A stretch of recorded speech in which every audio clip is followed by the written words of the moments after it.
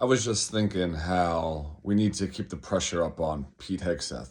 I haven't really heard a lot about him recently, with all the other un-American acts that have been going on relentlessly, day by day, by unpatriotic people in this regime.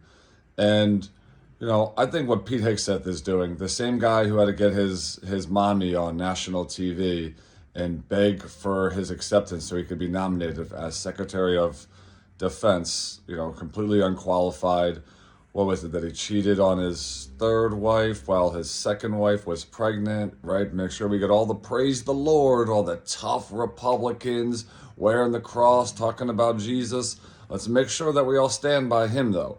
And just real quick, flip the script. Obviously, if that was a Democrat, weak snowflake liberal, they would have been all over calling for him to resign. Never would have accepted him. He'd have been disgraced to the military, to the armed services, to everything that our ancestors fought for.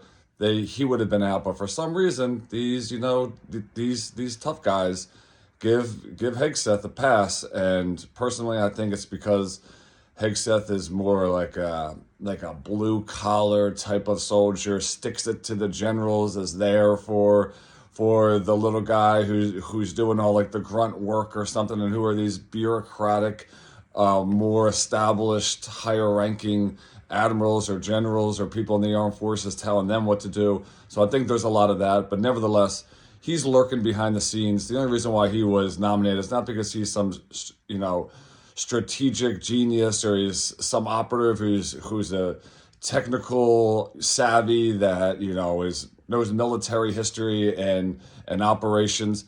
That's not why he's there. He is there to form the future generation of the United States Armed Forces, whether that's through propaganda, brainwashing, absolutely politicizing our army, our armed forces, our military is what he's doing behind the scenes. And I think that we need to just highlight his presence and his maneuvering and what he's doing behind the scenes, because this will have long-term negative implications for our country. It's very important. It's obviously easy to get distracted with all these other orcs, but I think paying attention to Hegseth and what he's doing and how he's molding and forming an army that is loyal, not to the Constitution, but to certain individuals